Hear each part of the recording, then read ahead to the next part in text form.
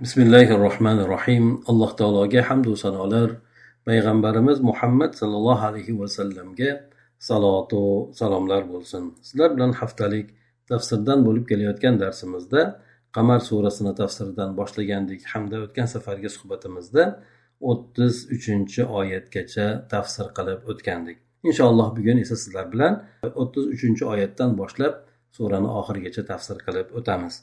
Alloh taolo bu Qamar surasida ibrat sifatida bir qancha payg'ambarlarni qavmlarni boshiga tushgan halokatlar haqida aytib Makka mushriklarini ogohlantirib o'tdi.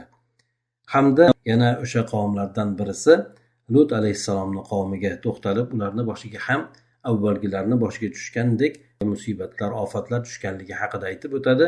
Hamda bu bilan ham ayni Makka mushriklarini, qolaversa butun kofir mushrik bo'lgan kimsalarni ogohlantirib bu oyatlarni Alloh taolo bayon qilib beradi.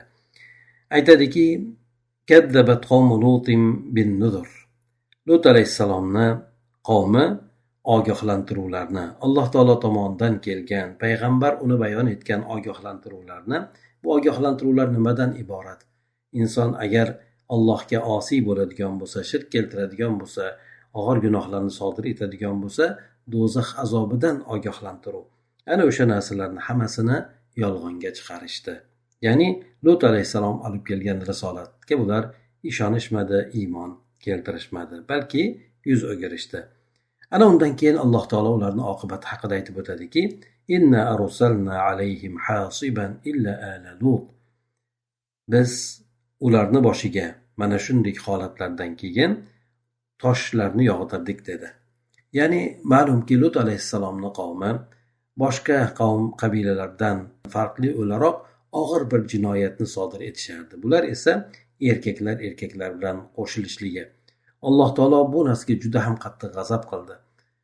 Lut alayhissalom ularni Allohning g'azabidan ko'p ogohlantirdi, lekin bu narsaga e'tibor berishmadi. Oxir oqibat esa ularning boshiga quyida Alloh taolo bayon qilib o'tadigan ofatlar nozil bo'ldi. Illa ala Lut. Lut alayhissalomga iymon keltirgan u kishini qizlari bo'ladi. Ana o'shalarga Alloh taolo najot berganligi to'g'risida aytib o'tadi.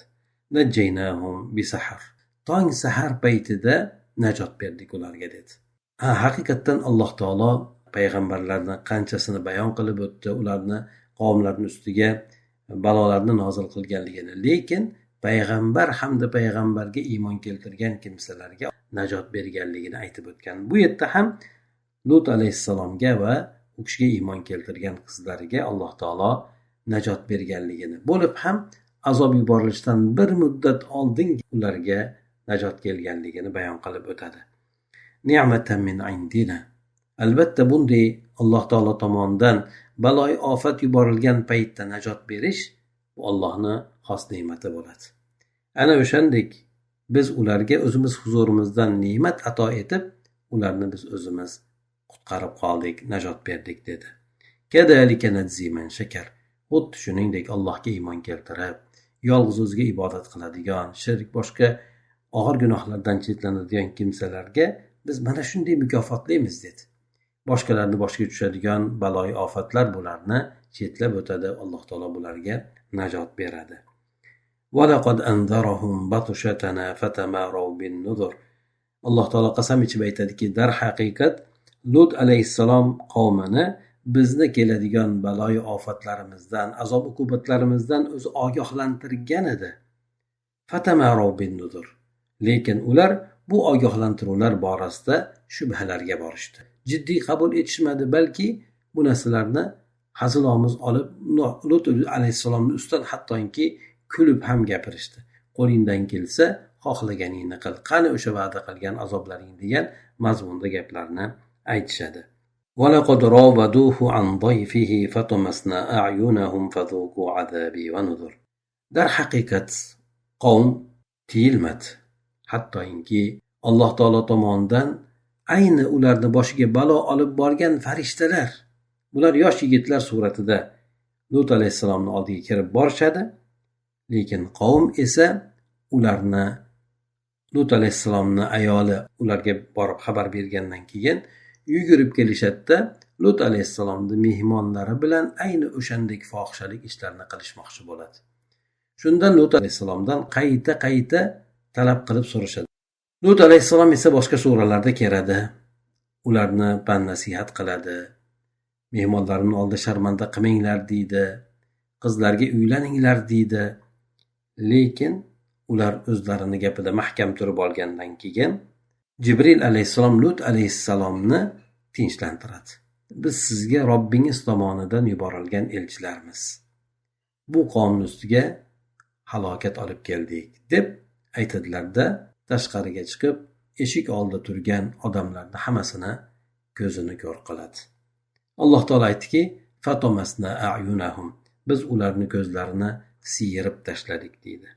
Fazuqu azabi va nuzur, meni o'shanday bo'lgan azobimni totinglar va ogohlantiruvlarning oqibatlarini ham totinglar deb Alloh taolo aytib o'tadi. Sababi ularning ko'zlarini yo'q qilinishligi Alloh taolo tomonidan berilgan birinchi azob bo'lib, mana endi meni azobimni totishni boshlanglar deb aytib o'tadi. Va laqad sabbahahum bukratan azabun mustaqir. Dar haqiqat erta tongda ularning boshiga barqaror bo'lgan azob, davom etuvchi bo'lgan azob ularning boshiga tushadi. Bu azob esa ularga juda ham qattiq yer silkinishi bo'lishi hamda Jibril alayhissalom ikki qanotlarini orasida u qishloqni ko'tarib tepadan pastga qulatishligi. Faj'alna 'aliyaha safilaha va amtarna 'alayhim hijaratan. Ya'ni Alloh taolo bayon qilib o'tadiki, biz ularni qishloqlarini ostin qilib tashladik hamda ularga osmondan toshlarni yog'dirdik deb keltiradi. Bu azoblar demak ularning boshiga o'sha qilgan jinoyatlariga Alloh taolo tomonidan bo'lgan uqubat edi. Bu ularni azob bilan halok bo'lishligi hamda o'sha azob ularga to qiyomat kunigacha davom etishi, azobda qolishi azob silsilasi bo'ladi bular uchun. Fazuqu azabi va nuzur. Dar haqiqat sizlar endi meni azobimni va ogohlantiruvlarimni oqibatini endi totinglar. Mana holatinglar nima bo'ldi? Payg'ambarimga iymon keltirmadinglar, uni olib kelgan risolatini qabul qilmadinglar, unga amal qilmadinglar, oqibatlaringiz azob uqubat bo'ldi. Ana endi o'sha azob uqubatni ham, ogohlantiruvlarning oqibatini ham totinglar deb aytib o'tadi. Va laqad yassarna al-Qur'ana liz-zikri fahal min muddakir. Dar haqiqat biz Qur'oni Karimni juda ham oson qilib qo'ydik dedi. Eslatma olish uchun, yodlash uchun, tilovat qilish uchun, unga amal qilish uchun, hatto tadabbur, tafakkur qilish uchun ham Alloh taolo Qur'oni Karimni oson qilib qo'ygan. Fahal min muddakir. Bundan eslatma oluvchilar bormi deb aytib o'tadi. Shuncha qissalarni Alloh taolo bayon qildi. Har bir qissani izidan mana shunday ogohlantiruvlarni berdi.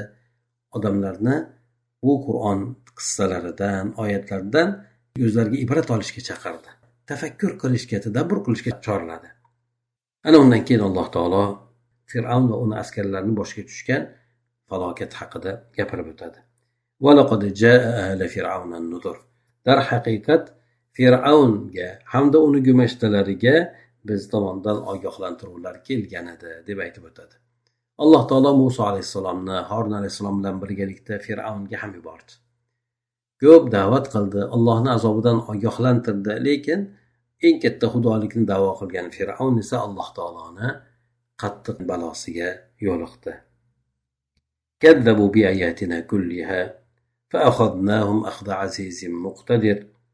Ular biz yuborgan barcha oyatlarimizni yolg'onga chiqardi dedi. Alloh taolo Musa alayhissalomga Fir'avnga qarshi 9 ta oyatlarni bergan edi. Bularni hammasini ular yolg'onga chiqardi. Hech qaysi birini qabul qilmadi, risolatdan yuz o'girdi. Oxir oqibat esa Alloh taolo aytadiki, fa akhadnahum akhza azizin muqtadir. Biz ularni hech ham mag'lub bo'lmaydigan, barcha narsaga qodir bo'lgan zotni ushlashida ushladik dedi. Demak, Alloh taolo o'zini shunday bir sifat bilan sifatladiki, hech ham mag'lub bo'lmaydigan, barcha narsaga qodir bo'lgan zot ularni halok qildi deb aytib o'tadi. Borib yetgani shu bo'ldi. Allohning risolatini qabul qilishmadi, yuz o'girishdi. Oxir oqibat esa Alloh taoloni mana shunday baloyi ofatiga, azob uqubatiga giriftor bo'lishdi. Bu qissalarning barchasi avvalo Makka mushriklariga, qolaversa butun kofir mushrik bo'lgan kimsalarga ogohlantiruv edi. alloh taolo tomonidan o'shalardan ibrat olinglar. Mana shunday oqibatlar ulardan boshqalarga ham tushishligi yiroq emas deb aytadiki, akuffarukum xayrun min ulaikum, sizlarni kofirlaringiz ana bu halok bo'lgan kimsalardan ko'ra yaxshiroqmi? Ey Makka mushriklari, sizlar ham quloq solinglar. Sizlardagi kofirlar ana ulardan yaxshiroqmi? Ularni boshiga baloyi ofatlar tushdi, halokat tushdi. Sizlar qutulib qolamiz deb o'ylayapsizlarmi? Sizlar ham ayni o'shalarda suratida sizlar, ana o'shalar shaklida sizlar. Am lakum baro'atun fiz zubur, yoki bo'lmasa sizlarda avvalgi o'tgan kitoblarda kelgan pokliginglar uchun hujjat bormi? Sizlarga baloyi ofat kelmasligi, halok bo'lib ketmasliklaringizga hujjat dalillaringiz bormi sizlarda bo'lmasa? Bunday narsalar yo'q ularda. Am yaquluna nahnu jami'un muntasir, yoki bo'lmasa ular biz hech ham mag'lub bo'lmaydigan, g'olib bo'ladigan jamoatmiz deb aytishadimi bular dedi. Balki ular shunday deb ham aytadilar. Makka mushriklari musulmonlarni azoblab qiynayotgan paytda o'zlarini holatiga qarab ko'pligi bilan g'ururlanib, musulmonlarning esa zaiflik holatida ustidan kulib, biz sizlarni ustlaringizdan to'lib g'olib bo'lamiz, sizlarni tak tuglaringiz bilan yo'q qilib tashlaymiz deb aytishardi. Alloh taolo bunga javoban aytadiki, sayuhzamul jam'u va yuvalluna ad-dubur, bu jamoa, bu ko'plik, bu g'ururlanayotgan toifa yaqinda mag'lub bo'ladi. Haqiqatdan hech qancha vaqt o'tmasdan bu oyatlar Makkada nozil bo'lganida Madinani avvalgi yillarida musulmonlar bilan mushriklar o'rtasidagi birinchi jang, Badr jangida Makkani mushrik kattalari hammasi ayni mana shu jangda musulmonlarning qo'li bilan halok bo'ladi. Va yuvalluna dubur, qolganlari esa chekinadi dedi. Alloh taolo bularni musulmonlarning qo'li bilan halok qilishligiga bu yerda ishora qilib aytayapti. Balis-sa'atu maw'iduhum was-sa'atu adha wa amar, balki hali bularni qiyomat kutib turibdi. O'sha joydagi bo'ladigan azoblari hali ularga endi keladi. Yuqoridagi toifadagilarga ham hammasiga payg'ambarlarning qavmlariga halokat kelgan bo'lsa, bu dunyo azobi. Oxiratdagi azob endi hali kutib turibdi ularni. Was-sa'atu adha wa amar, qiyomat esa juda ham og'ir bo'ladi bularga, azoblar esa juda ham alamli, qattiq bo'ladi deb aytadi. Demak, bu bilan Alloh taolo ularni ogohlantiryapti. Ko'zlaringizni ochinglar, kechki pushaymon o'zinglarga dushman bo'ladi.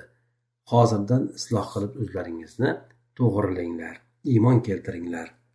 Jinoyatkor bo'lgan kimsalar borasida Alloh taolo aytib o'tadiki, innal mujrimina fi dhalalin va su'ur. Albatta, bu jinoyatkor kimsalar bu dunyoda gumrohlikda bo'ladi. Adashib yo'lini topolmay yuradi. Oxiratda esa buni oqibatida do'zaxga giriftor bo'ladi. Yawma yushabuna fin-nari ala wujuhihim zuqu massa saqar. Do'zaxga shunchalik qulatilmaydi, balki ularni do'zax alangasiga yuz tuban sudrab borib ularni uloqtiriladi. Xorlanadi. Sababi bular kibr qilganliklaridan iymonga kirmaydi. Payg'ambarlardan, ularni olib kelgan risolatidan kibr qilishadi. O'zlarini yuqori tutishadi. Shundan Alloh taolo bularni xor qilib qiyomat kunida azobga giriftor qiladi.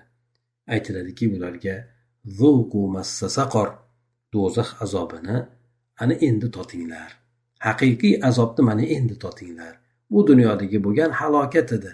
U ham azob uqubat, lekin haqiqiy azob mana do'zaxda bo'ladi. O'shani totinglar deb aytiladi.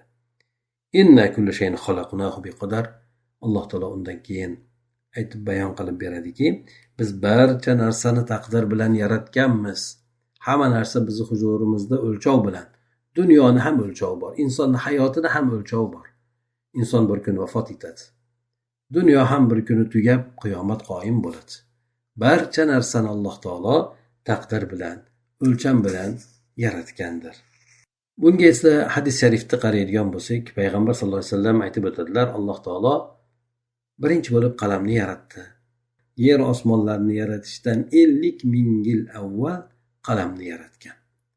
Yoz degan. U qalam nimani yozay deganda, qiyomatgacha bo'ladigan barcha narsani yozgin deb Alloh taolo buyruq qiladi, hamda Allohning izni bilan qalam barcha narsani taqdirotini bitadi. وَمَا أَمْرُنَا إِلَّا وَاحِدَةٌ كَلَمْحٍ بِالْبَصَرِ.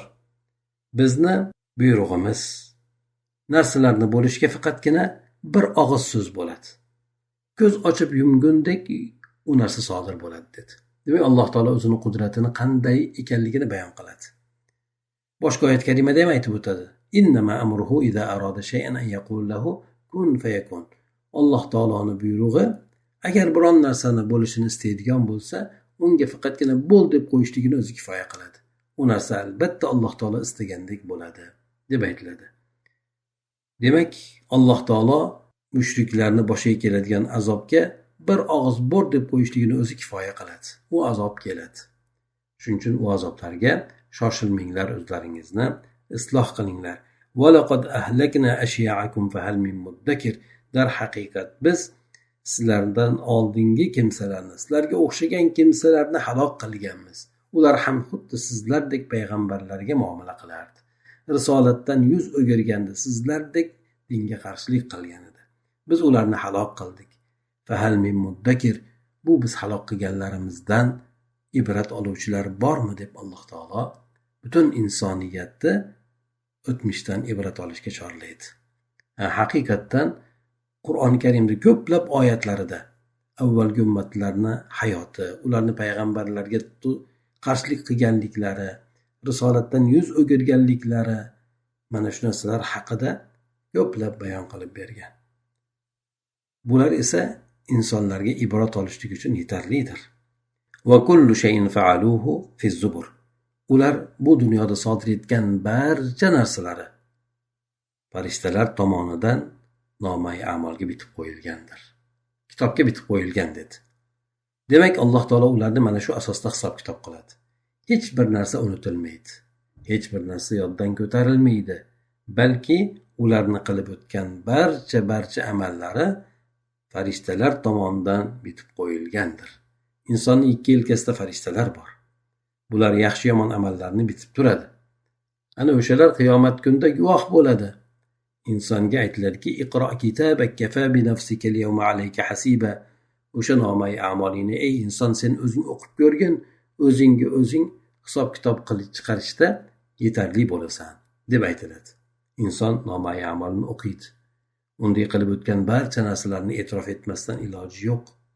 Demak, insonni bu narsalar ogoh bo'lishga undaydi. Mana aytaylik, hayotda ham shu-ku.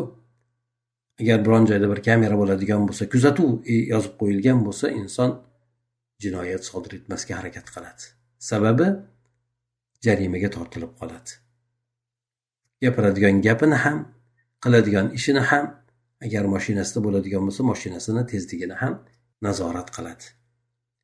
Demak, buni Alloh taolo bizlarga ogohlantirib bayon qilyapti.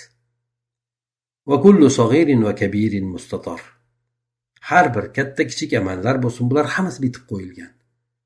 Qur'oni Karimda ham keladi-ku, "Faman ya'mal mithqala zarratin khayran yarah va man ya'mal mithqala zarratin sharran yarah." Inson zarra miqdorida yaxshilik qiladigan bo'lsa, uni olib kelinadi. Unga ko'ra inson ajr mukofotini oladi. Shuningdek, yomon amal qilgan bo'lsa, zarracha bo'lsa ham, kattasi tugul kichkinasi bo'lsa ham, hammasini olib kelinadi. Qayerda bo'lishidan qat'iy nazar unga ko'ra inson hisob-kitob qilinadi. Hammasi demak bitib qo'yilgan ekan. Farishtalar tomonidan bitilgan hamda Alloh taolo avvaldan insonlarni hayotida qilib o'tadigan narsalarni oldindan bilib turib yozib qo'ygandir. Bu taqdirga iymon keltirish deb aytiladi. Alloh taolo haqiqatan bizni oldin nima ish qiladigan bo'lsak, yaralishimizdan oldindan bilgan hamda o'sha narsalarni bitib qo'ygandir. Innal muttaqina fi jannatin va nahar. Ogohlantiruvlarni bilgandan keyin Alloh taolo haqiqatan payg'ambarlarga iymon keltirib, risolatni qabul qilib, unga ergashadigan va Alloh taoloni yolg'iz o'ziga ibodat qiladigan kimsalarni mukofotlarini bayon qilib beradi. Azob uqubatlarni yuqorida bayon qilib o'tdi. Kimlar unga loyiq bo'ladi? Endi Alloh taolo mukofotlarini ham bayon qildiki, u mukofotlarning egalari kim bo'ladi? Taqvodor kimsalardir. O'zi aslida jannat taqvodorlar uchun hozirlab qo'yilgan. Taqvodorlar kimlar? Bular alloh taoloni aytganini qiladigan, qilmadigandan tiyiladigan kimsalar. Mabodo gunoh sodir etadigan bo'lsa, u narsalarda kamchilikka yo'l qo'yadigan bo'lsa, alloh taologa tezda tavba qiladilar. alloh taolo ham ularning gunohlarini mag'firat qiladi. Albatta, endi hamma ham taqvodor bo'lavermaydi. Lekin insonni asosan do'zaxdan qutqaradigan narsasi Allohga bo'lgan iymon, ishonch hamda dinini qabul qilib unga qo'ldan kelganicha amal qilgani. Bu narsa insonni hayotini qiyomat kunida do'zaxdan qutqarib qoladi. Alloh taolo aytib o'tdiki, innal muttaqina fi jannati va nahar. Albatta taqvodor bo'lgan kimsalar bular jannatlarda, bog' rog'larda bo'ladi dedi. Va nahar, daryo bo'ylarida yashaydilar dedi. Demak, ular juda ham soya salqin bo'lgan, juda go'zal bo'lgan manzaralarga ega bo'lgan joylarda ular yashaydilar. Ularda hayotlari bog' rog'larda o'tadi. Bu haqida oyatlarda Alloh taolo ko'plab bayon qilib bergan. Fi maq'adi sidqin inda malikin muqtadir. Va rostgo'y bo'lgan odamlar turadigan maqomlarda bo'ladilar qiyomat kunida. Ular esa malik bo'lgan, yer osmonlarni hojasi, yer osmonlarni podshosi, egasi bo'lgan hamda barcha narsani qilishga qodir bo'lgan muqtadir zotni huzurida mehmonda bo'ladilar. Ularni mana shu narsalar bilan o'shanday bo'lgan zot siylaydi. Haqiqatdan Alloh taolo azoblashligi borasida ahda azizim muqtadir dedi. Hech ham mag'lub bo'lmaydigan, barcha narsaga qodir bo'lgan zot azoblashda azoblaydi degandan keyin mo'minlarni mukofotini berishda o'shanday yer osmonlarni hammasini podshosi bo'lgan, egasi bo'lgan hamda barcha narsaga qodir bo'lgan zot huzurida bular rohatda bo'ladi, u zotni mehmondorligida bo'ladi deb aytib o'tyapti Alloh taolo. Demak, mana shu bilan Alloh taolo bu Qamar surasini oyatlarini tamomiga yetkazdi. Bu Qamar surasini qaraydigan bo'lsak, haqiqatdan Alloh taolo bu surada asosan ogohlantiruvlarni berdi. Uni oqibatlari, ogohlantiruvga amal qilmaganlar qanday uqubatga yo'liqqanligini bayon qilib berib, hamda o'sha ogohlantiruvlardan o'zlariga ibrat olgan, unga amal qilgan, o'shandan kelib chiqib hayotlarini o'tkazgan, payg'ambarlarga iymon keltirib, ularni risolatini qabul qilgan kimsalarga bo'ladigan mukofotlarni surani oxirida aytib, bu surani tamomiga yetkazdi. Demak, taqvodorlar Allohning huzuridagi mukofotlarga ega bo'luvchi bo'lgan kimsalar ekan. Jannat ular uchun hozirlab qo'yilgan ekan. Barchalarimizni Alloh taolo o'shandek taqvodorlardan qilsin. Hayotlarimizda ham, oqibatimizda ham Alloh taolo eng go'zal, eng rozi bo'ladigan suratda qilsin, yaxshilarga muvaffaq qilsin. سبحانك اللهم وبحمدك نشهد أن لا إله إلا أنت نستغفرك ونتوب إليك. اللهم انفعنا بما علمتنا وعلمنا ما ينفعنا وزدنا علما. السلام عليكم ورحمة الله وبركاته.